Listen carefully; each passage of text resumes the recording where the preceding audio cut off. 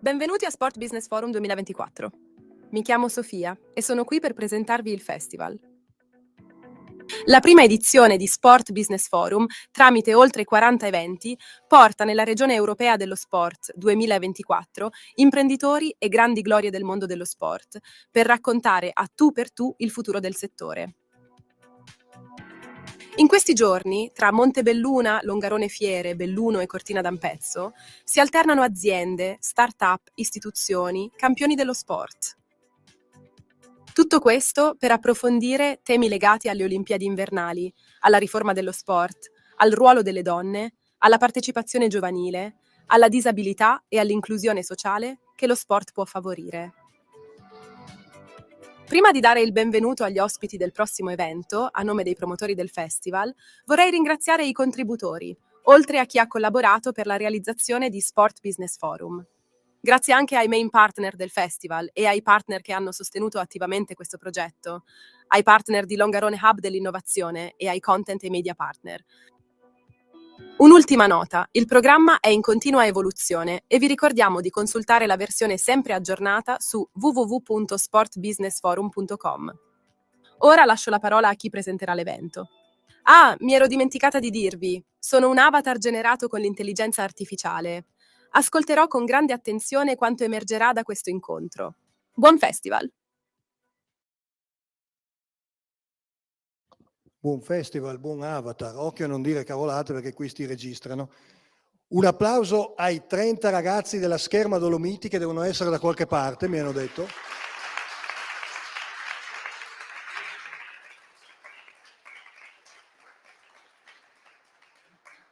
Che quindi iniziano con il botto perché ricevono l'applauso da due campionesse olimpiche. Io mi chiamo Antonio Simeoli, sono un giornalista del Messaggero Veneto che fa parte del gruppo NEM, quindi che organizza anche questo festival, ma sono privilegiato perché voi sapete il sogno di un giornalista sportivo è raccontare una medaglia olimpica di uno che arriva dalle tue parti. Io sono di Udine, la ragazza qua si chiama Giulia Rizzi, si alzi in piedi. Applausi. Salve a tutti, ciao. Quest'altra si chiama Mara Navaria, si alzi in piedi, un applauso. Buonasera a tutti, ciao.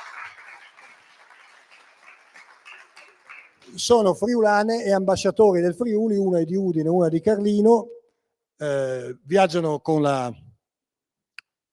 nella valigia la bandiera del Friuli, ma siccome siamo in Veneto si allenano anche a Treviso, quindi sono perfette per la nostra chiacchierata.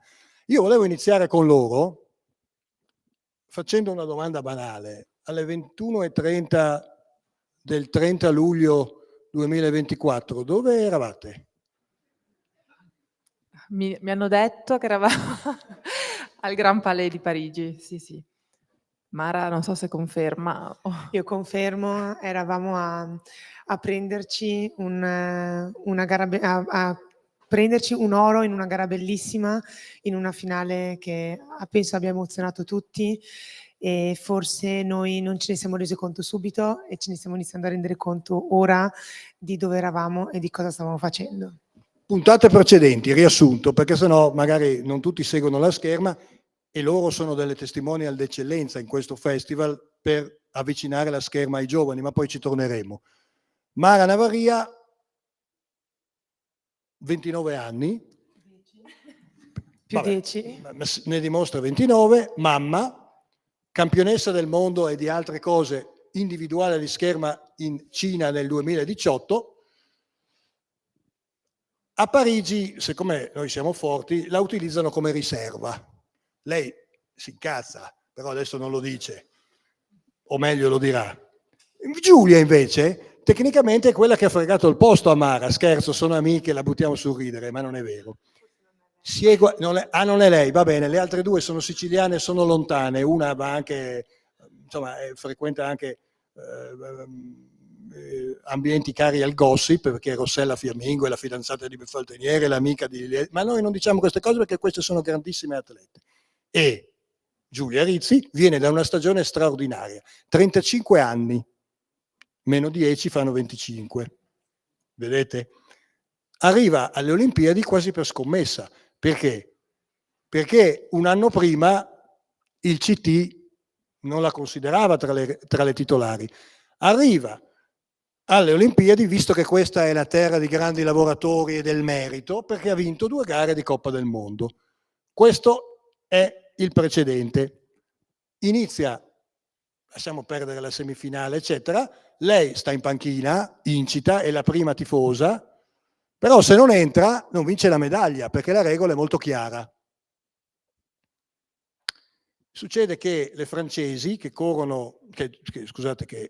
gareggiano davanti a 6.000 persone, tutte francesi, hanno di fronte 2 friulane con gli attributi.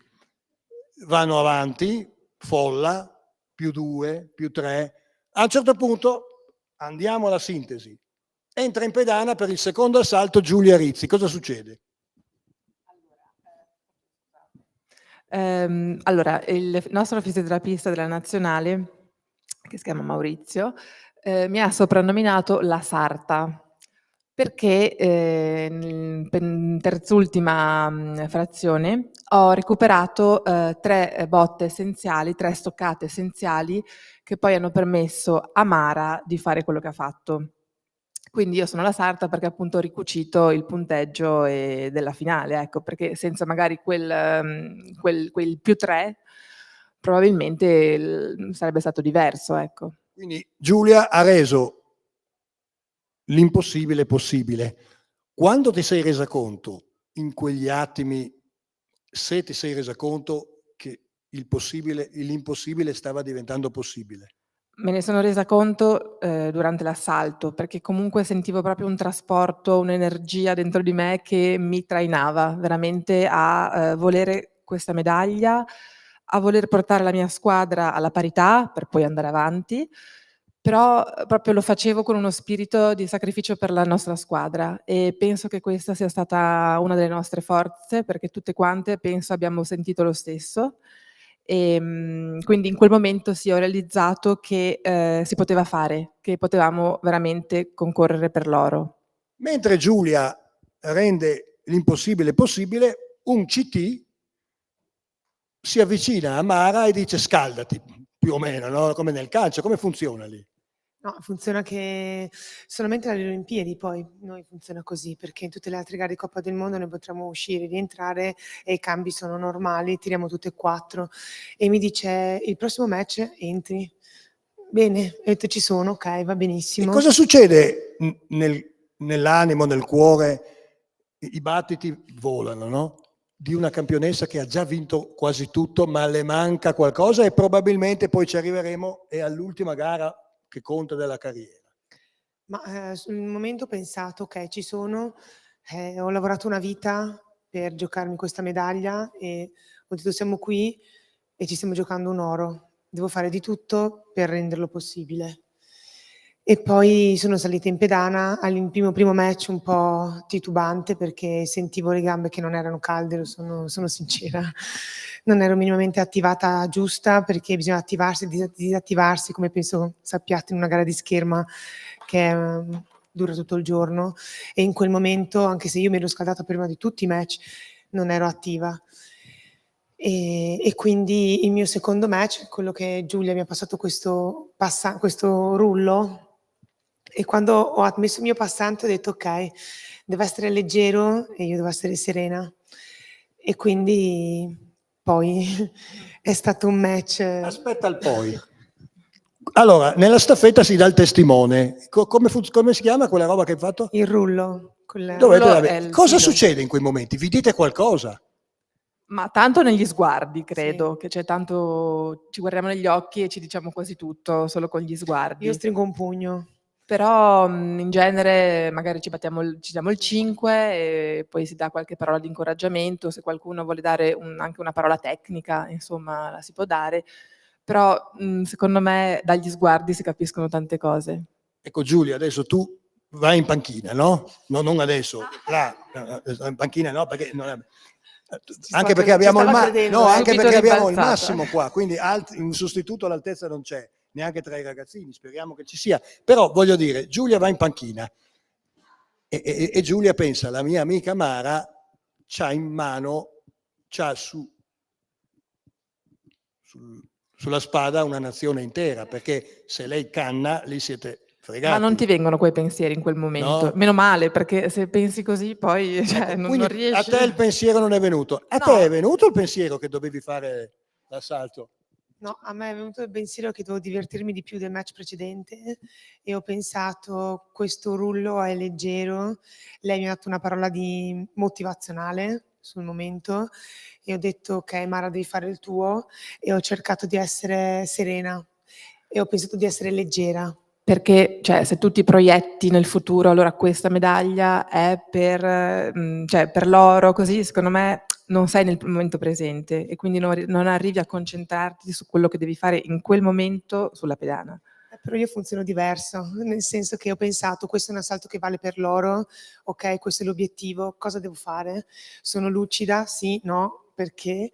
Ho pensato a 2 soluzioni tecniche e serenamente poi, non so come. Quindi mi pare di capire, Giulia, che lei ragiona È un po' più già analitica. da maestra. Ah, sì. Vedete? Devo Allora, sapere bene che cosa devo fare perché lo faccio e penso anche a divertirmi, se no non sarei qua a 39 anni, cioè, o meglio, 1 mese e mezzo fa ancora in pedana. non dovevi dirlo, però. Vabbè, Si il dice, patto si non dice era così. perché Vai. bisogna anche dare valore ai sacrifici che si fanno e da mamma quello che si lascia a casa e da ragazzina le uscite che non ho fatto con i miei amici per poter essere qui oggi. Ma voi pensavate che allo Sport Business Forum vi proponessimo delle mezze cartine? Queste sono delle campionesse vere. Giulia, nella panchina, cosa si pensava quando lei ha cominciato a randellare la francese? No, lì eravamo impazzite perché io ho riguardato il video e mi sono concentrata sull'audio e sentivo veramente delle urla folli e quindi ogni stoccata era veramente saltavamo in aria, era Io un po' mi pazzesco. vergogno perché Ma- ho risultato in una maniera che ho detto ma come mi è venuto in mente Bene. di fare quella scenata sulla pedana. E quindi alla fine lei ottiene Un +2. lei porta +2, Mm. cioè, e manca però la vostra amica. Alberta. Ecco perché adesso abbiamo parlato di pressione, no? Nello sport succede in un assalto di scherma, queste 2 ragazze, allora, una ha fatto la sarta, se non c'era non si vinceva, una ha dato lo slancio, se non c'era non si vinceva, cioè ognuna ha dato la vera squadra, è questa qua. E Alberta non l'abbiamo mai fatto, ma siccome non ci sente adesso, Ok. chi dei 2 si offre di descrivere questa ragazza? Ma io comincio da dire che è una siciliana sanguigna, quindi già questo dovrebbe... Quindi impugna la spada come una lupara, vuoi dire? Più o meno sì. Più o meno l'avversario non ha scampo in genere, perché lei ha questo carattere molto forte, quindi molto sicura di sé, sempre... Secondo me ad Alberta piace comandare. Anche. Sì, che è E una quindi cosa come positiva poi carattere, nello ma sport, perché positivamente. vuoi gestire le cose, vuoi avere sempre l'iniziativa, quindi questo è molto positivo e secondo me ognuna di noi in squadra ha un ruolo e lei penso che ricopra benissimo proprio il ruolo di chiusura. Quindi E come è nata questa chiusura? Cioè, lì cosa succede? Vi avvicinate a lei, l'avete abbracciata, fallo allora, per noi. Cioè, lei ricordiamo una cosa però, perché noi parliamo della medaglia d'oro, eccetera. Queste ragazze in tasca avevano già un argento, che non è proprio da buttare via, perché, però è un oro all'europeo. è un'ora all'europeo a giugno, insomma io non è che abbiamo 1 ora e un quarto, non possiamo parlare di tutto, però dai, dici. No, io ritorno su Alberta Sì. e secondo me oltre al fatto che ogni tanto questa cosa del comandare che vuole gestire è anche scaramantica da buona siciliana e quando lei mi ha detto Mara se mai dovesse succedere in quel momento lì nel momento gli ho passato il rullo voglio la priorità contro ho detto Alberta stai serena fai il tuo e vai E senza poi condizionamenti tecnici. Spieghiamo cos'è la priorità, perché adesso ci arriviamo. no, per ricollegarmi a quello che mi hai detto Sì. prima, che Alberta, secondo me, prima della chiusura, si era un po' isolata per stare un po' con se stessa, forse per anche ripassarsi mentalmente le cose tecniche. È E razionale su questo secondo me. sì, poi ha fatto qualche gesto scaramantico ed è entrata in pedana. I suoi me li fa sempre, rispettiamo questo. Non possiamo dirli? No, non si può. Neanche un accenno, niente.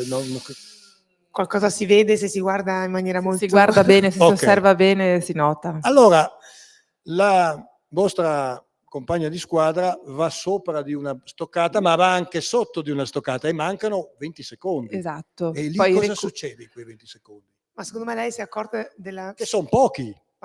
si può passare una parola, una cazzata che ha fatto come scelta tecnica. Ma E in cuor suo ha detto, ok, ha fatto un gesto con la mano e ho detto, ok, guarda che la mette Voi subito. nel frattempo siete tutte abbracciate lì. sì, No, detto, era un lì i battiti delirio. erano abbastanza Sì. su. Però sì, è vero che ha fatto una cazzata, però secondo me non era proprio, cioè lei ha provato Sì, ma l'ha ammesso dopo. Che perché aveva paura era- di restare passiva Sì. e quindi ha detto no, io voglio andare Per e fare. Poi è vero che è andata male, tra virgolette, quindi nel senso ha Però ha preso la rimediato stoccata, subito. però 20 esatto, ha secondi, rimediato sì, all'errore sono molto sufficienti. subito. Quindi è stato un errore, ma a fin di bene, diciamo, ecco. Ecco, si dibatte in questi mesi, anni, sull'utilizzo del VAR nel calcio. E nel calcio, insomma, il calcio muove milioni di euro, insomma, guardate, c'era la fila lì adesso per i protagonisti del calcio, ma il VAR nella scherma è una roba maledetta però, perché chi a casa in video a capire, sì, anche i telecronisti TV guardano le luci verde perché sennò difficilmente si capisce. Voi siete esperte, capite, ma quando il VAR sta lì a decidere, cioè voi avete un'idea di cosa succede? Sì. Chiarissima. Ah sì? Sì. Ma quando decide contro? Allora, diciamo, partendo dal presupposto che la spada è quella che usa meno la moviola, perché alla fine è un'arma non convenzionale, quindi non ci sono le regole come nel fioretto, o comunque ce ne sono di meno, o come nella sciabola, e quindi da questo punto di vista siamo un po' graziate, perché non ci sono tutti questi errori arbitrari di andare a vedere, insomma, il video, quindi non abbiamo avuto granché, insomma, da vedere, ecco. Però c'è stata la stoccata, Della priorità. la La priorità stoccata è della diversa priorità. perché in un minuto uno ha la priorità che viene casuale o a destra o a sinistra, se non succede niente in un minuto vince chi ha sorteggiato la priorità. E Alberta la voleva contro, quindi quando io ho visto quella contro ho detto ok, ci siamo. Ma in realtà meglio, perché meglio. a volte non avere Niente da perdere? No, diciamo che la priorità, Si è avere la passivi. priorità per se stessi ti mette in uno stato, cioè di pensiero dove non gestisci, cioè tu aspetti, sei passivo e quindi sei in ritardo, tra Hai virgolette. meno la situazione sotto Sì, perché controllo. aspetti che faccia l'altro. Invece quando tu ce l'hai contro sai che Sei devi costretto a fare. fare per Chi dei forza. due ha capito prima che Alberto. lei aveva toccato? Lei, Ah, non di di noi? voi due. No, si è visto subito. No, subito era Subito. flagrante, quindi noi eravamo Solo che non impazzite. potevamo andare subito da lei perché ci trattenevano, perché nella scherma c'è il saluto finale e quindi lei doveva salutare prima l'avversaria e poi noi siamo corsi da lei, ci trattenevano fisicamente. Infatti questo non è stato molto bello secondo No, me, perché non siamo perché riusciti ad tu andare vuoi subito. solo abbracciare la tua compagna e Io invece penso ci di aver hanno strittolato il trattenuto. braccio a lei Poi a tu Rossella in una hai maniera fatto un che... saltone però lì quando sei entrata in pedana, hai fatto un salto, si vede Sì, ginocchio a saltare. retto, quindi... Giocare perché, ecco, parliamo di una cosa che lei ha accennato. Questa signora di 39 anni è anche mamma da 11 e quindi lì c'aveva un tifoso speciale che ha eluso tutta la sorveglianza e racconta Sì, questo episodio che è Samuele è riuscito bellissimo. a salire sulla pedana e ogni tanto se ne vanta, diceva ma tanto sono salito sulla pedana del Gran Palais, si è detto beh comodo però con le scarpe da ginnastica fresco come una rosa e si è riuscito gli ho detto ma vuoi venire? Mi ha fatto cenno di sì perché per fortuna lui era veramente vicino a noi, avevamo 20 tifosi italiani, mia mamma, mio marito, mio figlio, i genitori di Rossella, i genitori di Alberta e qualcun altro Mentre i sparuto della genitori federazione. di Giulia hanno scelto la gara sbagliata. Infatti hanno scelto l'individuale, hanno visto anche poco e poi se ne sono tornati. Beh, però, insomma, avranno modo di rifarsi per 4 anni. Cosa vuol dire vincere le Olimpiadi da mamma? Sicuramente la maternità mi ha dato, dico questa frase, nuovi occhi. Samuele è nato subito dopo, io ne ho fatto Londra, le Olimpiadi, e subito l'anno dopo è nato Samuele, ho avuto la fortuna di essere genitori giovani e di non lasciare la scherma per essere genitori. E tra l'altro io ho iniziato poi anche la specialistica da mamma, quindi riuscire a vincere da genitori è una cosa molto bella, perché accanto nel mio team casalingo c'è anche mio figlio. Lui ha condiviso con me all'inizio qualche gara, poi quando ho capito che non era bene per lui che venisse in giro con me, era troppo stressante, perdeva dei riferimenti, lui non è più venuto, è venuto solo agli allenamenti, come se avessi avuto un controllo in più, e questo controllo era mio figlio. Dai mamma che ce la puoi fare, questa è facile. Lo scorso anno al Mondiale di Milano è riuscita a dirmi: vabbè, quest'anno bronzo, magari il prossimo anno facciamo oro, che dici? Si può fare, ce la fai? L'ultimo anno secondo me ha sofferto tanto Samuele, un po' perché è cresciuto, questa fase è iniziata l'adolescenza dove si cambiano un po' le prospettive e cambiano anche le aspettative. Questo è stato difficile per me, perché lui vedeva che ho arrancato un po' gli ultimi mesi, è stato veramente complicato gestire casa, vita privata, scherma, condizioni fisiche, e quindi lui se ne è reso conto e tuttora ogni tanto mi fa delle domande su questo. Però è stato bello, è stato impegnativo, faticoso, lo ammetto, però anche sono contenta perché ho creato una rete vicino alla mia famiglia che è potente, io la dichiaro così, potente. Bisognerebbe fare un applauso a questa ragazza.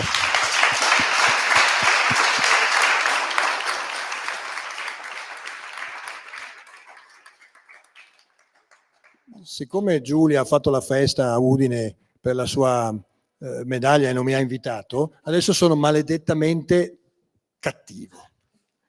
Giulia. So dove vuoi andare a parare. Giulia. No, Giulia. Allora, ottobre è un bel mese, dicono che sia il mese più bello per visitare Parigi. No, perché il clima è buono, ci sono state le Olimpiadi, eccetera. Romantico, eccetera. Ma non voglio entrare in argomenti che noi... Però qui ci sono tanti bellunesi, no? Che magari adesso, in attesa della stagione sciistica, vogliono fare un viaggio a Parigi. 5 posti da visitare. Beh, visto che siamo in tema, è il Gran Palais. Poi vi spiego perché. È la mecca dell'Olimpiade. Il Petit Palais è meglio. Petit Palais, sì. Vabbè, ma risulterei banale a dire poi tutte le attrazioni. No, ma non essere banale, vai sulle chicche. Sulle chicche. Ma guarda, in realtà sì, potrei dirti la Torre Eiffel perché a me emoziona sempre, il Sacré-Cœur perché insomma è una delle chiese più belle, insomma, ma anche a me di Parigi quello che mi è piaciuto di più è stato veramente andare in giro per i boulevard, per le stradine, anche nei quartieri un po' più sconosciuti come la Butocaille, che non so se tutti la conoscono, però è un quartierino bellissimo dentro Parigi che non sembra neanche di essere a Parigi. E quindi sì, no, la consiglio a tutti come città andare a visitare a ottobre. Perché questa ragazza qua, non l'ho chiesto a caso, non è che questi luoghi li ha visti durante al villaggio olimpico? No, anche perché non sono mai uscita. Benissimo, ma perché ha abitato 6 anni a Parigi. 6 lunghi anni. 6 esatto. lunghi anni a Parigi perché si è allenata lì, non chiediamo altro, ma a Parigi questa ragazza ha covato una sorta di desiderio di vendetta nei confronti dei francesi. Cosa è stato per te vincere l'oro in quella che è stata la tua città?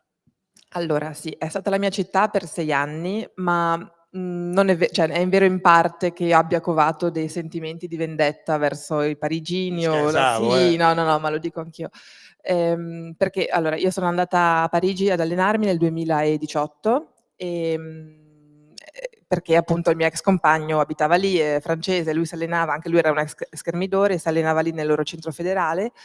Però ecco, devo dire che è stata un'esperienza difficile a volte perché da italiana allenarsi all'estero non è molto semplice perché appunto là hanno dei sistemi molto chiusi di allenamento, i loro centri federali, e quando sei un'italiana non sei proprio coinvolta, ecco, nei loro allenamenti.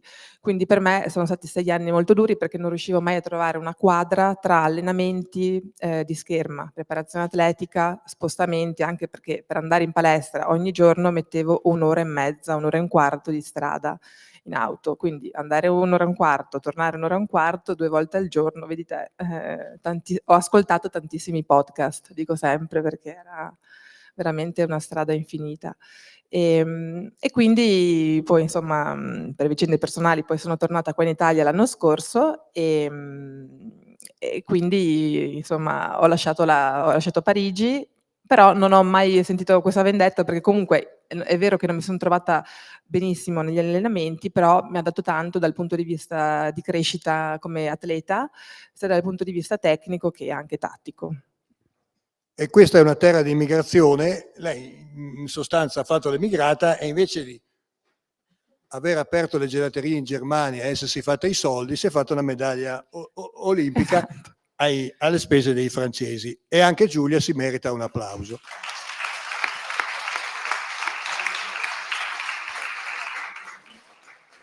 Ma adesso Mara, che è un amante della bellezza, ci spiega, perché veramente è una cosa che mi ha molto impressionato, cosa vuol dire vincere un assalto in quel posto che, secondo me, se dovevano trovare un posto per fare la scherma a Parigi, hanno scelto il posto più bello.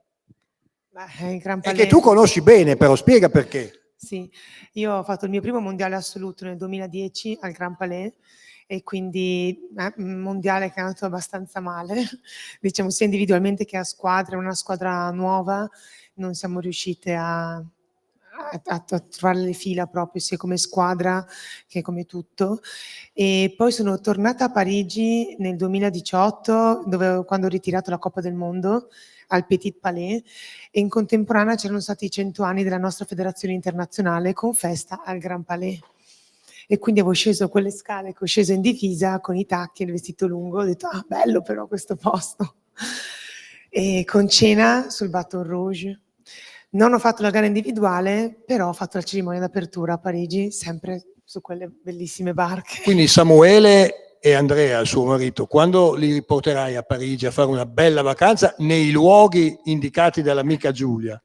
Ma magari viene anche Giulia come ormai sono vacanza allargata. queste ragazze ormai sono inseparabili, ed è il bello del bello di questa storia. Ma come farò in ritiro senza di te? Sì, gliel'ho chiesto là, gli ho detto: ma Mara, ma come farò adesso senza di te alle gare, ai salendo ritiri?" l'ascensore che Sì. porta qua, sì, perché adesso cominciano a rendersi conto che ci sarà un distacco, ma chissà, poi magari tu farai l'allenatrice, non si sa. Quindi il posto era meraviglioso. No, il posto è veramente meraviglioso, soprattutto era 2 anni che era in ristrutturazione il Grand Palais, che è proprio vicino alla Torre Eiffel, sugli Champs-Élysées, e di fronte, dicevo prima, appunto, c'è il Petit Palais, che è adesso allestito come museo, ve lo consiglio, ci sono dei quadri veramente molto belli, nonostante siano francesi, però Ma in realtà è tutto ha sgraffinato, sì, vabbè, sono francesi, no, quelli lì sono proprio francesi. Monet, Manet, no, veramente sono molto molto bello, sia scultura che pittura. E invece il Grand Palais è stato quindi risistemato, riadattato, anche per eventi a 360 gradi, proprio con gli ascensori, veramente fruibile e sostenibile. E poi era stato abbellito con queste tele, con queste luci. E quando ho sceso per prima, poi con le scale, ho detto: ma perché proprio io? Adesso cado, mi uccido, finisco. È stato veramente emozionante. E lì forse è iniziata la vera emozione, e ho realizzato perché in realtà il CT Dario Chiodò mi aveva promesso che sarei entrata a tutti i costi. Sì, perché adesso l'ho già raccontato in altra sede, ma è meglio che lo sappiate anche voi, anche perché c'è il collega De Col che adesso si fa 2 risate perché del Corriere delle Alpi, no? Perché quel giorno lì io lavoro al Messaggero Veneto, e voi capite che quando ci sono le Olimpiadi e con 2 friulane che rischiano di vincere le Olimpiadi c'è un problema. Bisogna fare la prima pagina, perché queste sono finite in prima pagina in modo anche enorme. Però quante medaglie si vincono? Una con la Rizzi o anche l'altra? Cioè la Navaria entra o no?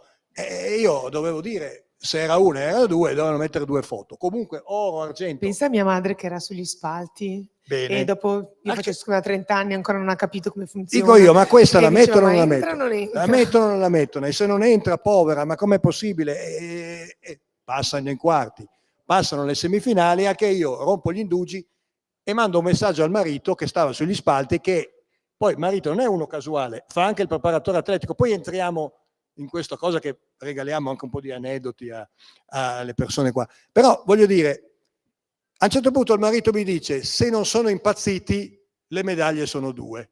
Evidentemente c'era chiaramente un tacito accordo che la ragazza non se la portano dietro per farle fare la tifosa, ma in qualche modo doveva entrare. Però finché non ti ha detto scaldati, ma tu lo chiamavi, come fanno i pulcini quando vogliono entrare con i bambini, con gli allenatori? No, sapeva benissimo che lo stavo fissando. Poi siete e poi siete armate. Sì, ma col CT ci conosciamo da tantissimi anni. Tra l'altro lui è entrato nell'Under 20 quando era il mio ultimo anno Under 20 e io ho vinto quell'anno la mia seconda Coppa del Mondo generale, quindi Dario mi conosce anche con un bel caratterino quando sono senza maschera. Poi in pedana E alla fine il CT che ti aveva esclusa ti ha detto qualcosa di particolare? Non so se mi ricapiterà mai un atleta come te. Perché se no non è che devo io dire. E quindi si è chiuso un cerchio. A quel punto lì dici meglio che mi ritiri perché più di così non posso avere. Adesso vi racconto questa. 2 settimane fa apro la mail che devo rispondere a una serie di mail. E ti arriva la convocazione in nazionale. Peggio, mi arriva il programma di tutti gli allenamenti legali di Coppa del Mondo. E io dico a mio marito, ma Dario è suonato, cosa mi manda? Mi è venuto un attimo, chiamo, ho detto Dario, guarda che forse ti ringrazio per la mail, ma forse mi devi cancellare. No, ma sei sicura? Quindi non ti tengo conto per l'allenamento di ottobre? No, Dario, forse non hai ancora capito. Però no, forse non hai guardato, ma a marzo c'è Marrakesh. Allora, potrei levarmi uno sfizio, l'ho detto prima a Giulia, chissà, magari una gara. No, ho promesso al mio gruppo sportivo, l'Esercito, che avrei fatto i campionati italiani a giugno con loro, perché siamo in 4, la squadra si fa in 4. Sono anche il capitano della squadra del mio gruppo sportivo e quindi un altro sfizietto magari. Le ragazze mi fanno un regalo. Allora io che non sono di qua, mi sono beccato la coda del venerdì per venire qui a Belluno e quindi con loro non mi sono messo d'accordo. Ma ci intendiamo, mi ha regalato un assist. Ha parlato di gruppo sportivo. La ragazza è un'alpina, fiera di esserlo perché siamo a Belluno, terra di alpini, c'è anche il ponte che porta il nome. E in Friuli è terra di alpini, siamo accomunati. Lei è andata nel gruppo sportivo dell'Esercito e ha voluto fieramente, come la sorella mi pare che ottima atleta, anche lei faceva... Io sono la seconda di 4 figli e tutti schermitori. Benissimo. Quindi, e mia mamma ancora non ci siamo con le regole.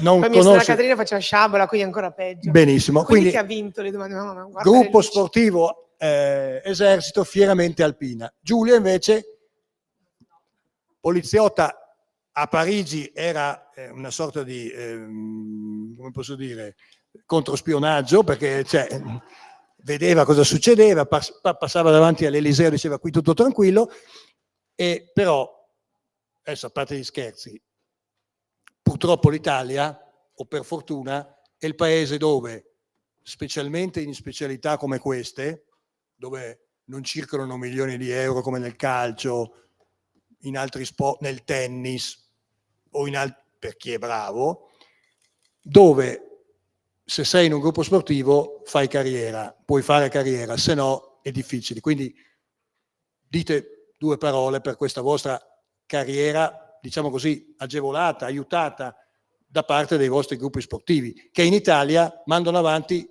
il 90% dello sport. Dico male? No, è l'unico sistema Dico per poter... bene? No, dici bene, infatti è l'unico sistema per poter, diciamo, essere un atleta professionista, perché, vabbè, io sono entrata che avevo 18-19 anni, ma senza l'aiuto del gruppo sportivo per me sarebbe stato impensabile fare carriera nel mondo dello sport, perché è l'unica fonte di reddito, nel senso che ci sovvenziona, ci fa andare in giro per le gare, quindi è l'unica cosa che funziona in questo momento in Italia. Io inizio dicendo che la scherma è lo sport che porta più medaglie olimpiche all'Italia. Dopo c'è il ciclismo e l'atletica, ma con dimezzate medaglie. Noi sì, viviamo in uno sport che non è come il calcio, non è così sponsorizzato e purtroppo, però anche per fortuna, perché questi gruppi sportivi poi, almeno il mio gruppo sportivo mi accompagna e in quest'anno un po' di transizione mi sta accompagnando su quello che sarà il mio futuro. Io però per fortuna ho studiato durante la mia carriera da atleta. Dove sono? Alzino la mano i ragazzi della scherma. Allora, ciao, li avevo qua. Anche lì dietro. Ascoltate bene. Cosa hai fatto? Per fortuna hai anche? Studiato. No, ma che poi apriamo un altro capitolo, scusate, una parentesi. Curriculum scolastico di Mara Navaria. Allora, io non potevo... No, si secca, non secca. dopo Liceo spieghiamo. scientifico con fatica, ma liceo scientifico e 2 coppe del mondo under 20. Poi sono entrata nel Cioè nel periodo, scusa, in cui se salti due giorni di scuola in certe scuole italiane dici sono campione del mondo under 20, bene, allora ti interrogo. Questa è la scuola italiana. Sono uscita col 60, giusto? che è il minimo. Bene. Perché la mia prof di matematica mi diceva che era una fallita. Questa è la scuola italiana, ricordatevi. E ne vado fiera perché non sono mai stata bocciata, nonostante... C'è qualche professore qua? Scusi, lei è un grande. Anche la signora. No, lei cosa insegna? Buon, via, esonerata, via, avanti. Poi mi sono iscritta a Scienze Motorie a Udine, sono entrata nel gruppo sportivo, mi sono trasferita a Roma, ho vissuto a Roma 11 anni e mi sono trasferita a Roma anche all'università Tor Vergata, ho fatto la triennale in 5 anni e mezzo. Poi ci sono state le Olimpiadi di Londra e ho fatto un attimo di break, sono diventata mamma e a novembre 2013 mi sono iscritta alla specialistica dove in 2 anni con un aiuto mi sono laureata in attività preventiva adattata con una tesi sull'attività per le donne. E poi durante il Covid, mentre mio figlio faceva la prima elementare... Così, per sfizio? Sì, per sfizio ho vinto un bando e ho fatto un master in marketing e management sportivo sotto economia a Tor Vergata, arrancando perché economia non è proprio la mia materia, però mi sono impegnata, ho fatto una tesi su la pubblicità e anche come la Regione Friuli Venezia Giulia sovvenziona lo sport, mi sono inclusa dentro la tesi, però facendo base partendo da Udinese Calcio a scendere con tutti gli sport e mi sono laureata col 110 lode e forse mi sono tremate le gambe come quando ho vinto il mondiale. Allora. Però lo studio mi ha salvato nei momenti in cui le gare andavano male, mentre quando andavano male le gare dicevo adesso studio, vedi che prendo 8 e quindi o se no quando vendevo 5 però ho fatto una finale in Coppa del Mondo e i miei, però non avrei mai potuto entrare nel gruppo sportivo prima della fine del liceo, i miei genitori sono stati tassativi e lo sarò con mio figlio. Perché lo studio serve e l'educazione ti permette poi magari uno approfondisce quello, cioè io matematica ho sbagliato liceo proprio, non avrei mai dovuto mettere piede, però ho fatto quello perché mia sorella faceva il classico ed era un attimo in competizione in famiglia e abbiamo sbagliato, lei avrebbe voluto fare lo scientifico, io il classico, però è andata così, si sbaglia, però la scuola veramente mi ha aiutato tanto nei momenti di difficoltà e nei momenti anche in cui devo fare il gruppo, perché i miei amici forti e veri sono pochi, ma sono quelli del liceo e quelli dell'Università di Udine, questi qua. Nella redazione del Messaggero Veneto, Giulia è la festa e quindi io devo vendicarmi, arriva una foto che sconvolge la redazione 2 settimane fa. Comunicato stampa dell'Università di Udine. Vedi sta stangona vicino al piccolo rettore. Esatto. E un collega dice ma si è presentata dal rettore con la canotta perché faceva caldo e lei si era vestita da donna, insomma, no? E quindi tutti ma non è no, andata ma giù come questa cosa della festa. Allora, Organizza racconta un'altra però. festa e invitalo. Quindi abbiamo scoperto, perché l'ultima volta sono venuti al giornale non le ho chiesto i suoi studi, dico sembra che questa invece raccontaci. No, allora io sono un po' una pecora nera perché quando ho fatto il liceo linguistico, insomma a Udine, però poi nel momento di decidere se fare o no l'università non ho voluto farla perché ho preferito concentrarmi solo esclusivamente sulla scherma. Ad oggi, cioè anzi quando avevo 30 anni, mi sono detta che invece avevo fatto un grosso errore e che studiare invece, bisogna sempre studiare, bisogna sempre, anche quando si fa uno sport, come lavoro, però, lo studio è sempre bene portarlo a pari passo, perché, è anche una via di fuga dalla scherma, come si dice, quando, fai una gara solo se vinci, insomma sei soddisfatto, no, invece un esame puoi prendere dal 18 fino al 30 e quindi c'è un range che sei soddisfatto su tanti voti, ecco. Invece per una gara è diverso. Quindi, secondo me può anche aumentare l'autostima, la percezione appunto del proprio valore e se tornassi indietro, mi iscriverei subito. E questa è una storia molto bella. Che cosa studi? Allevamento e salute animale con indirizzo assistente veterinario. Sì, cioè, non è che... Ecco, quindi Un po' tardiva. Ma tardiva, meglio tardi che mai, l'educazione ma i serve cani sempre a fare. poliziotto della polizia saranno in grande forma. Assolutamente, lo spero. Ecco, si è trovata ascolta Mara, l'altro giorno nell'intervista che gentilmente ci hai rilasciato per i nostri quotidiani per presentare anche questo evento, hai detto una frase molto bella, che la scherma è un po' una metafora della vita. E facendo scherma riesci anche, in qualche modo, era un messaggio rivolto ai ragazzi, a trovare le chiavi per aprire le porte della vita. Spiega meglio questo concetto, perché secondo me è molto bello. Ma come i ragazzi sanno benissimo, a scherma devi trovare soluzioni, a volte in breve tempo, non è che poi state a pensarci troppo. Vi ricordate quel 30 luglio? Ci hanno messo poco. Sì, bisogna prendere decisioni, bisogna scegliere anche solo dei bersagli, saper scegliere e quindi questa cosa mi ha portato sempre a portarlo poi nella mia vita reale, saper scegliere, da non metterci 2 ore a scegliere un paio di scarpe, a saper scegliere che cosa voglio veramente, a che cosa mi piace, a che cosa perché ogni tanto all'inizio per me era un problema, ero più lenta, diciamo, nelle scelte. Poi nelle scelte quotidiane sono diventata più rapida e poi da mamma ancora di più ho accorciato i tempi perché bisogna essere super rapidi, non c'è troppo tempo da perdere dietro alcune scelte che sembrano futili, però ogni tanto per qualcuno, come adesso per mio figlio, sono le scarpe. Sono una cosa abbastanza importante e io do valore a questa cosa, però saper scegliere mi ha aiutato nella scherma, come nella vita, ad accettare errori che vabbè, lo sapete meglio di me. Ho visto un bersaglio ma non era reale, era una provocazione, mi ha fatto un controtempo, sono tecnica adesso e quindi ho imparato a lavorare non solo di attacco ma anche di difesa a scherma e forse sono completa da questo punto di vista tecnico a scherma, forse perché mi sono resa conto che se lo sono nella vita riesco ad essere un po' in pedana e viceversa, perché poi certi pensieri è difficile mettersi sulla maschera e cancellare tutto, qualcosa sale con noi in pedana, qualcosa ho imparato con alcuni strumenti, anche col lavoro mentale, a lasciare fuori, però sicuramente la scelta secondo me è stata quella determinante che mi sono portata poi nella quotidianità. Giulia, prossima laurea filosofia.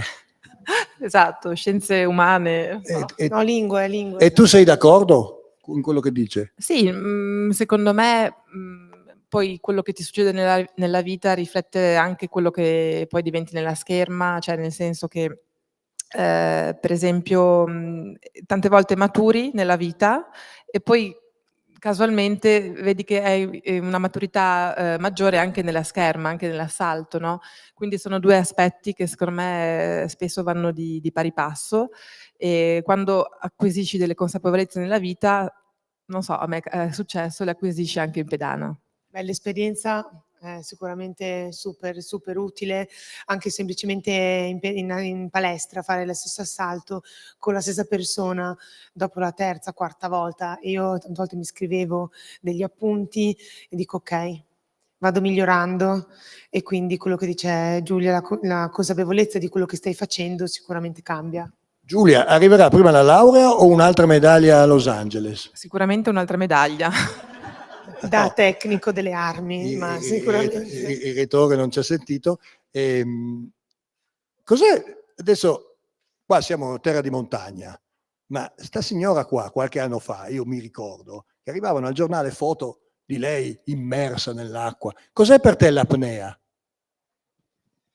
Ma per me l'apnea è stato l'acqua in generale. Prima il lavoro mentale fuori, poi in acqua, mi ha dato una libertà e una consapevolezza dei miei limiti ben definiti. All'inizio l'apnea per me erano 30 secondi, adesso supero i 3 minuti, ma senza nessuna tecnica di apnea, o meglio, solo gestendo il diaframma e i muscoli della respirazione.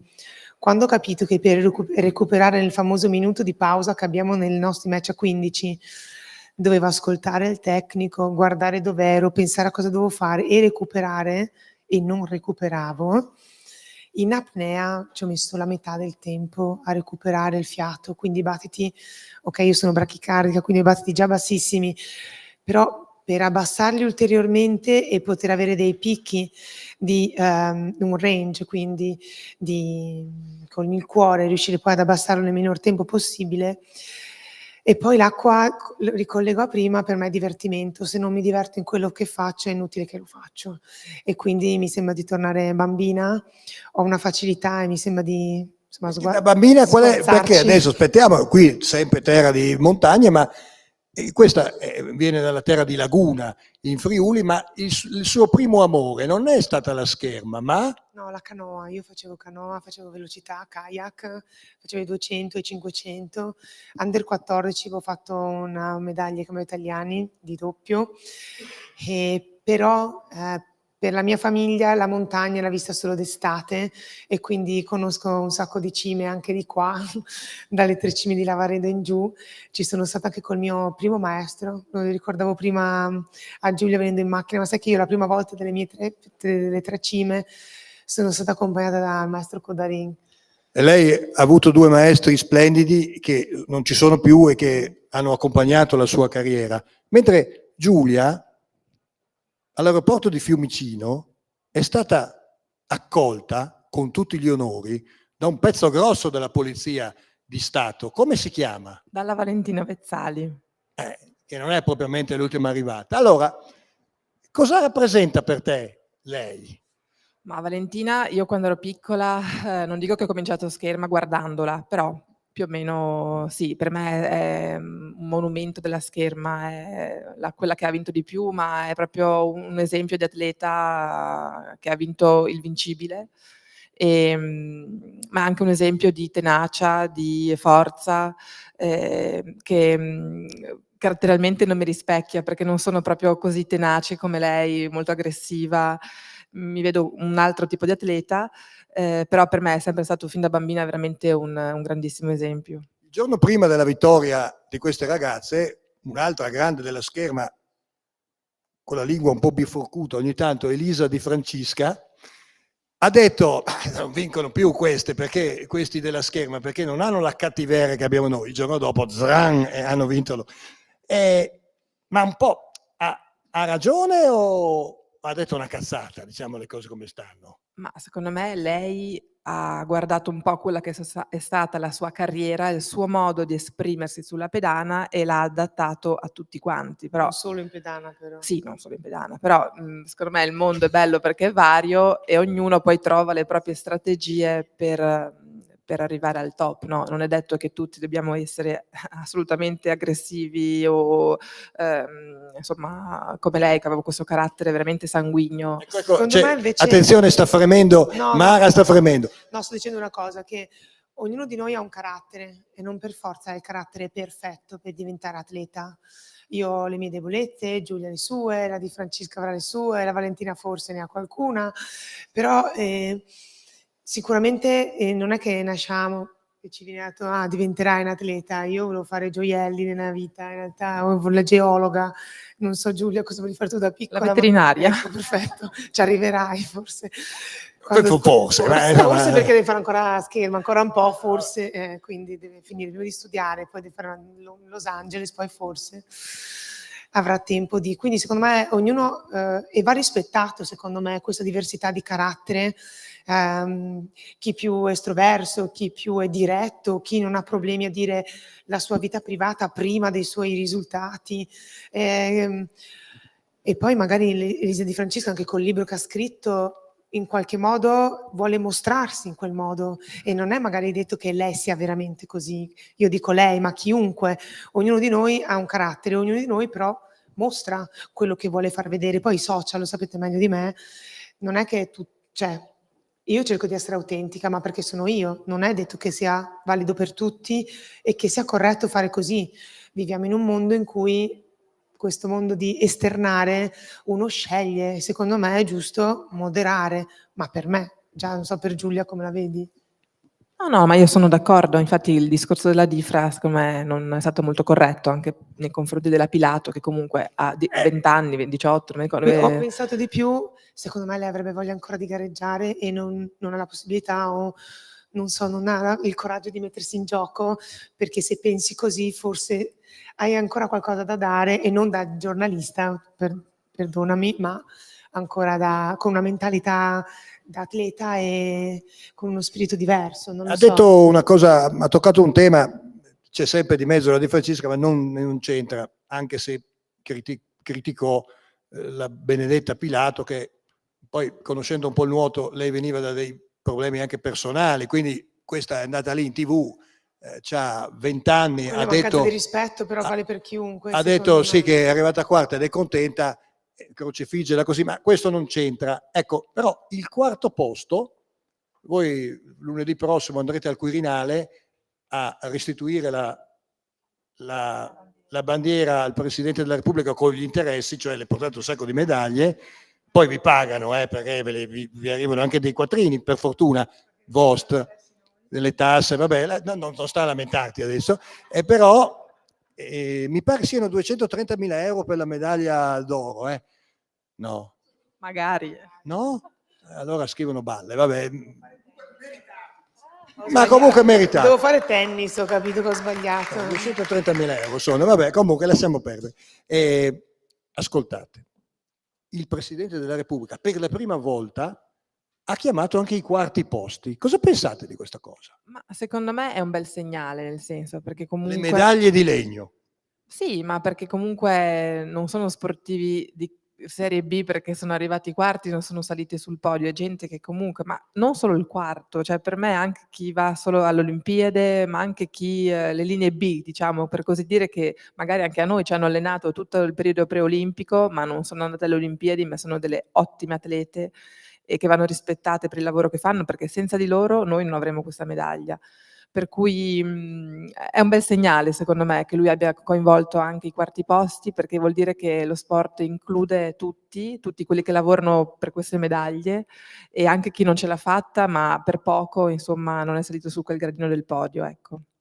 Invece per me, tornando anche alla Pilato, ha fatto il suo tempo migliore, il suo personale. Noi non gareggiamo contro noi stessi, gareggiamo contro un avversario che pensa, e quindi dobbiamo avere un'interazione diversa, ma loro che hanno il tempo, e quando lei dice sono contenta perché ho fatto il mio miglior tempo, ma deve essere contenta lei, perché quello era il suo obiettivo forse in cuor suo, al di là dei trascorsi, che questi sono petecci, però deve saperlo lei. E i quarti posti, secondo me, dopo il suo personale risultato, secondo me valgono ancora di più.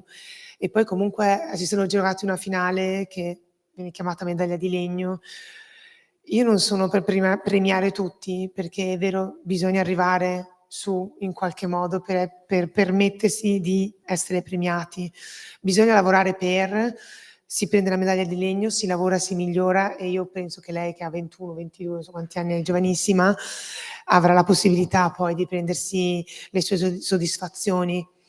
E io c'ero quando a Tokyo lei piangeva come una disperata, perché non so per quale motivo la virata non andava bene ed era stata eliminata dal tabellone. Quindi per me i quarti posti invece sono andato vicinissimo a una medaglia, è un incoraggiamento, potete riprovarci fra 4 anni, e comunque una finale ve la siete giocata e avete contribuito a dare lustro allo sport in generale. Giulia, chi è il tuo preparatore atletico? Gianluca. No, ho capito, ma e chi è il tuo invece?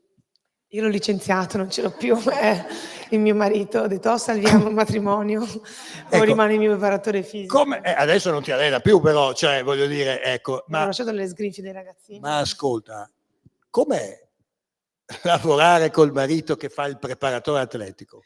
Ma io e Andrea ci siamo conosciuti a Scienze Motorie, appunto, ci siamo poi non più trovati per tanti anni, ci siamo poi ritrovati per caso e dopo la sua laurea ci siamo trasferiti a Roma e sposati subito perché potevamo vivere un po' in Friuli, un po' a Roma e non subito abbiamo iniziato a lavorare insieme, ma il mio maestro Oleg Puzanov: "Ma se tuo marito è un preparatore fisico, qua ci serve qualcuno competente", ma lui intendeva solamente fare la corsa di riscaldamento, perché da buon russo cresciuto Non serve altro.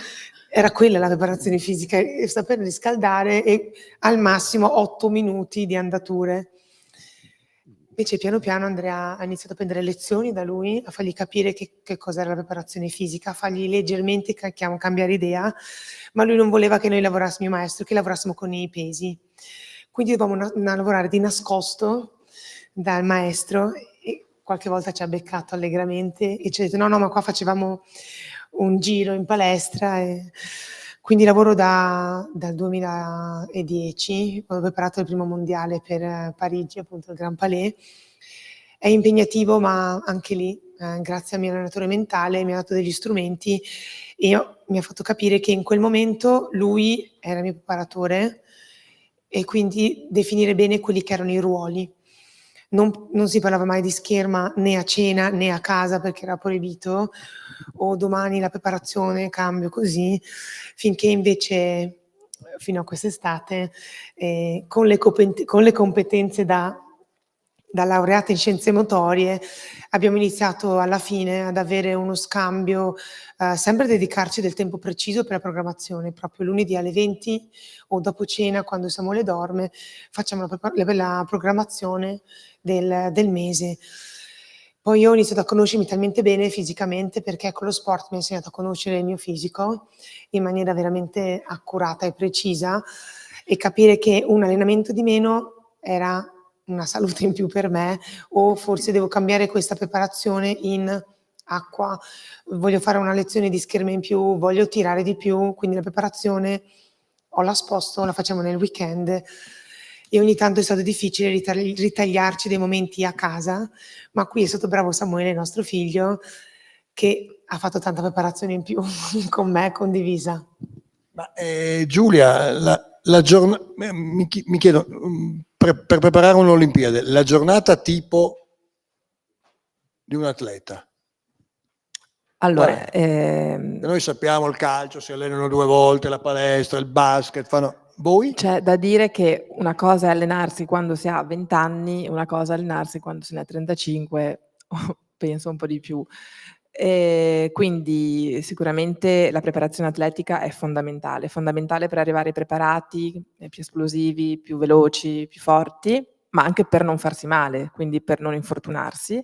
Quindi quella è la base e vabbè, adesso a 35 anni la faccio 3 volte a settimana, quando ne avevo 20 la facevo tutti i giorni.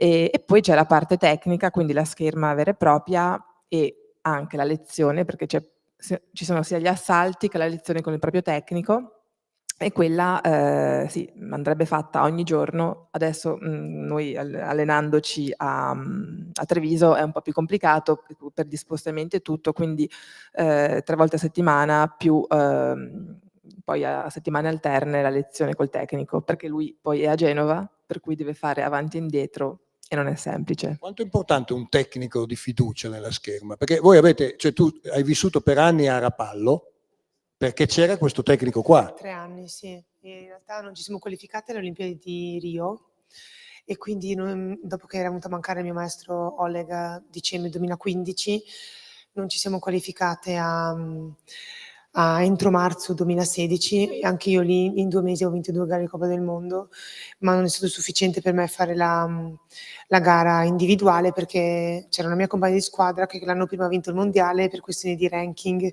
poteva andare solo un atleta per nazione.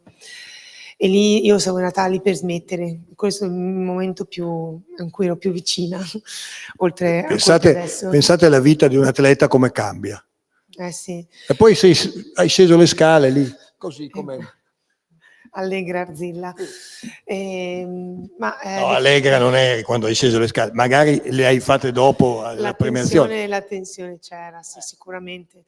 Però no, è importantissimo avere un tecnico di fiducia e secondo me più che di fiducia il maestro deve essere ben inserito nel team che abbiamo.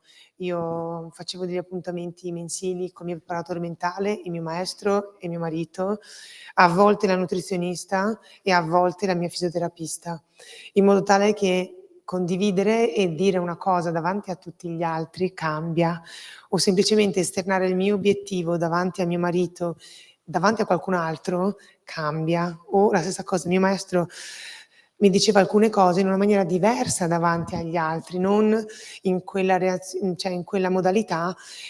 Comunque quante ore passiamo con i nostri tecnici o con, infatti gli ultimi mesi ho dormito più con Giulia che non con mio marito, perché comunque eravamo sempre in ritiro, condividiamo davvero tanto, però l'idea di un team anche piccolo, un maestro, un preparatore, una volta ogni X mesi, una cosa di 15 minuti, secondo me è fondamentale, perché definire e vocalizzare e sentirsi con le proprie orecchie quello che si dice, si esterna, secondo me è forte. Allora, voi vi allenate a Treviso, allora siete le due star lì, no, non è che ci sono altri forti. È passato anche Matteo Tagliariolo. Sì, certo, ma adesso, ora sì. Quindi quando voi andate in pedana ci siete voi due, e quindi con chi vi allenate? Con tutti. Con tutti. Ma fate degli scontri diretti, questo Tra noi voglio dire. due? Sì, certo. Quindi praticamente a occhi chiusi sapete... Beh, ci conosciamo bene ormai da un po' di anni. Chi è più forte? Beh, dipende dalle azioni, dipende dai momenti. Dipende anche dalle giornate, perché a volte la Sono giorni in cui punta... io non tocco neanche per sbaglio tocco, anche se lo passi per terra non tocco. Tra di voi, poi quando andate insieme immagino a Treviso. Ogni tanto. Vabbè, ma siamo in macchina di te, però ti ho battuto. Cioè, No. fate queste robe qua, no? Non c'è rivalità. No. No, secondo me c'è la rivalità nel momento in cui siamo lì, ci stiamo giocando le sfilate. Esatto. E magari sono a -2 e mi sto impegnando tantissimo e non tengo conto che Giulia davanti pensi a che cosa devi preparare, poi è in allenamento. Però è una rivalità positiva, perché poi ti serve per migliorarti, quindi non la vedo mai come una rivalità negativa, insomma, è sempre per dire, vabbè, la prossima volta come posso fregarla. Abbiamo risultato anche in palestra ogni tanto, sia quando vince lei che quindi quando secondo me se la Di Francesca vedesse il loro assalto cambierebbe idea, perché secondo me ma secondo me danno. l'esperienza di Francesca in un ambiente con Trillini, Vezzali e Gran Bassi è stata traumatizzata. Più che altro mi dispiace per lei, ma ha vissuto secondo me un ambiente, ecco, anche l'ambiente influisce tantissimo. Treviso è un ambiente sereno, anche se io vinco o perdo, cioè ci si ride sopra. Secondo me quando c'è stata anche in nazionale ci facevamo di quelle risate, nonostante ogni tanto il CT stava per scoppiare, gli venivano gli occhi per fuori. Abbiamo perso un assalto, non so quando, all'inizio dell'anno stava soffrendo, quindi sudando, sei sereno. Vuol dire molto la serenità. Sì, ma l'ambiente, lei purtroppo è cresciuta con, a parte un mito della scherma, che non so se nascerà ancora un'altra Valentina Vezzali. E poi la Trillini non era poi scarsa. No, perché neanche la Gran Bassi insieme, cioè, una contro l'altra, comunque ha vissuto un ambiente dove la competitività veniva prima del saluto. E quindi lei ha vissuto forse una repressione sportiva sicuramente diversa. Allora, sei una buona cuoca tu? Ci provo ogni tanto. Quando ho tempo cucino, ma cucina meglio mio marito. Ecco, la dieta tipo della campionessa e gli sfizi che adesso ti puoi togliere. Adesso? Sì, lei non può, perché arriviamo a lei dopo. Ma non c'è neanche qua, anche qui non c'è un segreto, ognuno di noi ha delle fibre più o meno più bianche o più rosse, c'è una fisicità, cioè io sono così da quando ero in terza media, ero alta uguale e quindi ho una fisicità sicuramente abbastanza forte e questo mi ha permesso di essere potente, di spingere abbastanza power nelle gambe e questo mi ha permesso di veramente di arrivare ad allenarmi ogni tanto anche tranquillamente con gli uomini. E io ho Lo avuto... dice con una certa perfidia, Sì, certo, perché ogni tanto vincevo. avevamo capito. Ma anche Giulia, abbiamo randellato più Sì, di no. qualcuno. No, anche qui, quindi c'è un regime che va bene per me, dipende il momento in cui mi trovo, se sto in realtà momento di carico lontano dalle gare, forse più bilanciato verso le proteine, ma tendenzialmente deve essere ben bilanciato, non bisogna mai rinunciare a nessuna delle macro che sono carboidrati, grassi e proteine.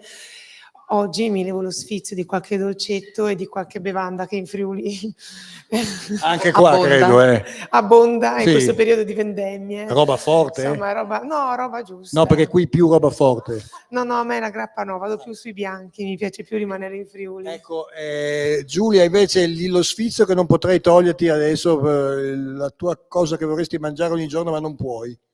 La pizza.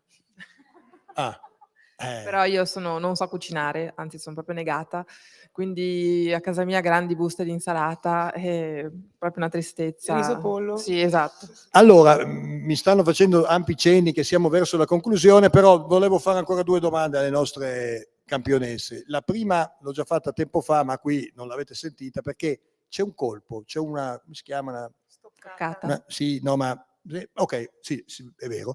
C'è una stoccata per cui Mara Navarri è diventata famosa al piede. Sì, a me piace. Cioè, avete capito? Ci vuole tecnica per fare una roba del genere. Quante te ne ha fatte? Parecchie. Ecco, cos'è questo? Come il segreto qual è? Perché bisogna essere... Perché è uno scatto che mi Perché diverte, spieghiamo, sono monotona, vale, cosa vale? Dove devi La toccare? spada vale tutto il Tutto. corpo. Ecco, quindi tu...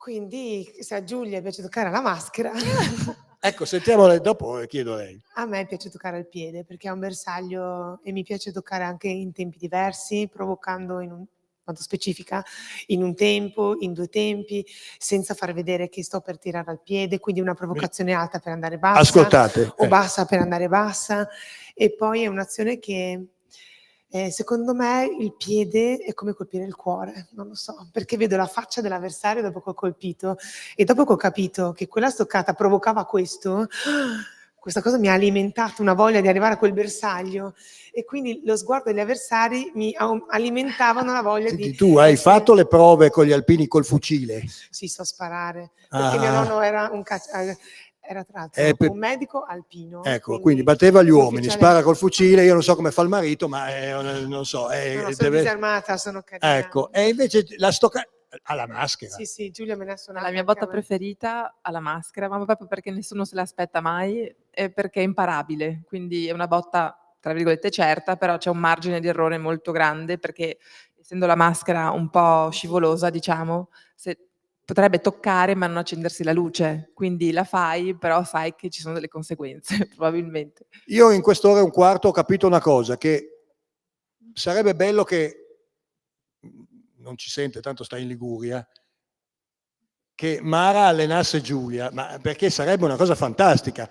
A lei tocca il piede, io tocco la maschera. Gli manderò qualche messaggino giusto, sicuramente. Ecco, allora, Anzi, io gli ho anche detto prima, guarda che vorrei vedere una gara vedi, stanno di già Coppa del facendo, Mondo, ma seduta sugli spalti, vedo con i tacchi. stanno già facendo le Guarda, prove. sfregio.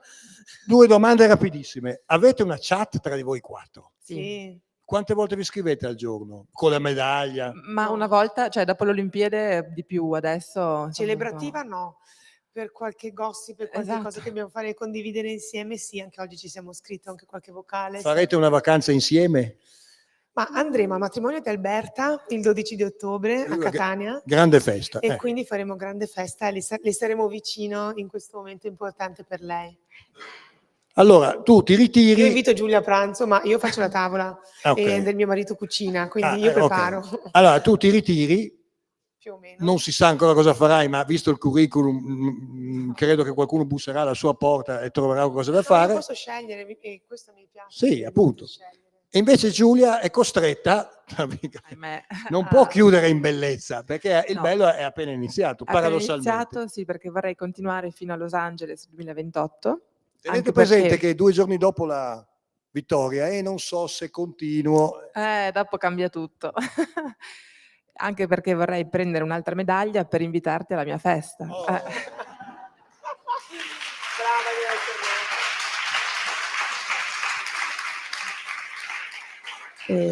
No, è vero, perché sembra assurdo, però prima delle Olimpiadi forse volevo smettere o comunque era un po', insomma, avevo troppa scherma dentro di me, ecco. Avresti la mia età a Los Angeles. Esatto, poi ho pensato che comincio a divertirmi, avrei l'età di Mara a Los Angeles e quindi se il fisico me lo permette e la voglia mi piacerebbe arrivare a puntare a Los Angeles. Allora, non succederà mai a questi ragazzi che poi potranno fare foto e selfie, quello che vogliono, però adesso l'ultimo minuto di questo incontro, ringraziandovi per la vostra presenza, lo dedichiamo a questo. Non vi succederà più, quindi ascoltate bene. 2 consigli rapidi a questi ragazzi che hanno appena iniziato a fare scherma, anche perché tu, Mara, hai detto una cosa bella, e anche tu, Giulia, questa medaglia, la prima nella storia per la vostra disciplina, in una spedizione comunque dove voi l'avete tenuta in piedi, la scherma italiana, sarà di successo se riusciremo a portare tanta gente, tanti bambini a fare scherma. Fate uno spot alla scherma. Uno spot non lo so. No, secondo me per me è lo sport più bello che c'è, perché vabbè lo faccio, l'ho scelto, però secondo me aiuta a sviluppare tante capacità, capacità motorie sicuramente, fisiche, però anche nel controllo delle emozioni, nel rispetto dell'avversario, quindi secondo me è una palestra di vita a 360 gradi.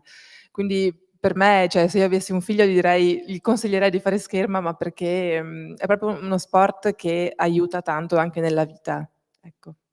Ma invece io a un ragazzo che sta o che già fa scherma o che si sta avvicinando alla scherma, direi che io ho fatto tanti sport.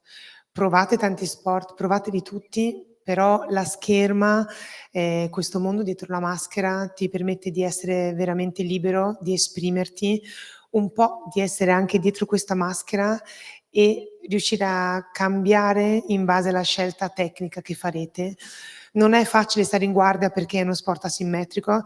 Come dice Giulia, abilità e capacità coordinative, oculomanuali, potenza, resistenza, flessibilità sicuramente aumenteranno, e poi l'ambiente che c'è nella scherma è un ambiente pulito, e questo lo dico da mamma, e quindi provate a fare scherma perché è molto divertente. Ma la maschera ti mancherà?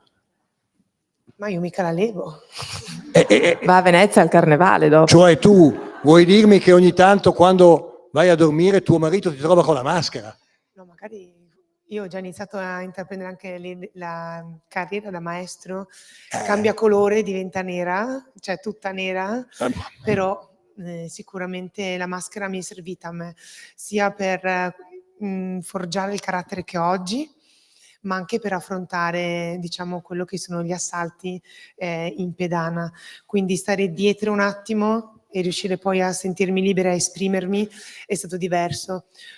E anche le gare a squadre sono diverse perché sono un insieme di individualità, è diverso da uno sport di squadra, ma come dicevo prima lo spogliatoio della scherma è uno spogliatoio divertente, non è minimamente ansiolitico come altri spogliatoi che io ho vissuto in altri sport che non cito, però sicuramente è uno sport che, come diceva Giulia, ti completa e ti dà la possibilità di essere te stesso.